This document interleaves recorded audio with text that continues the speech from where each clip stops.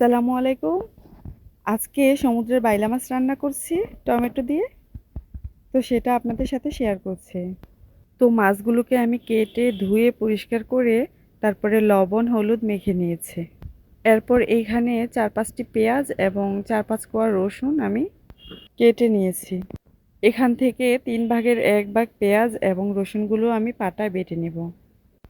এখন একটা কড়াইয়ে নিয়ে সেটা ভালোভাবে গরম করে নিতে হবে।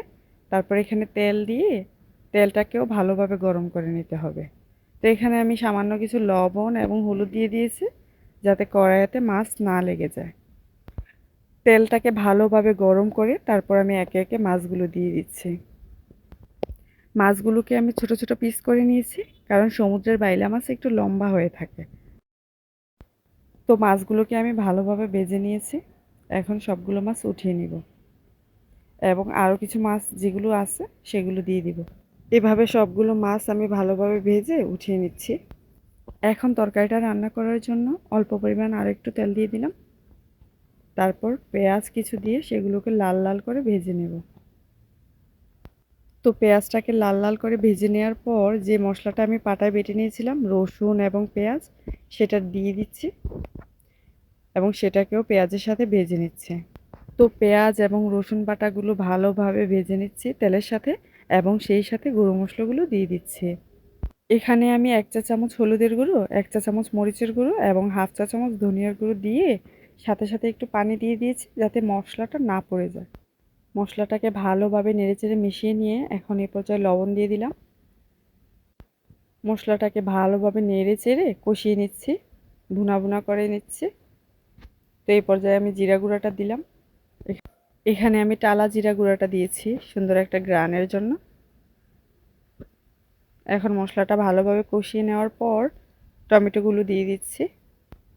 এখন টমেটোগুলো ভালোভাবে মশলার সাথে মিশিয়ে নিচ্ছি। টমেটোগুলো ভালোভাবে মশলার সাথে মিশিয়ে নেওয়ার পর এখন অল্প কিছু পানি দিয়ে আমি টমেটোগুলো সিদ্ধ হওয়ার জন্য ঢেকে দেব। তো মাঝখানে আমি ঢাকনা উল্টিয়ে একবার নেড়ে দিয়েছিলাম, এখন আবারও ঢাকনা উল্টিয়ে নেড়ে দিচ্ছি। এ পর্যায়ে আমার টমেটোগুলো সিদ্ধ হয়ে গেছে। এই যে আমি ভালোভাবে মশলার সাথে টমেটোগুলো কষিয়ে নিয়েছি। দেখুন একদম তেল ছেড়ে দিয়েছে টমেটো থেকে। তো এখন মাছগুলো দিয়ে ঝোলের পানি দিয়ে দিব। আমি তরকারিটা একটু ঝোল ঝোল রাখবো, তাই সেই অনুযায়ী আমি ঝোলের পানিটা দিয়ে দিচ্ছি। আর টমেটোর ঝোল খেতেই বেশি ভালো লাগে। তো এখন আমি এই ঝোলটাকে 5-7 মিনিটের মতো ফুটিয়ে নিব ভালোভাবে, যাতে তরকারিটা খেতে পানসে না লাগে। সমুদ্রের বাইলা মাছ কিন্তু অনেক স্বাদের একটি মাছ। আপনারা কে কে খেয়েছেন কমেন্ট করে জানাতে পারেন, আর আমার রান্নাটি কেমন হয়েছে সেটাও কমেন্ট করে জানাতে পারেন। আমি এখন কিছু ধনেপাতা ও কাঁচামরিচ দিয়ে দিচ্ছি। ধনেপাতা দিলে অনেক সুন্দর একটা ফ্লেভার আসে। তো 7 থেকে 8 মিনিট আমার তরকারিটা জাল করে নেওয়া হয়ে গেছে। এখন আমি চুলাটা অফ করে দিব।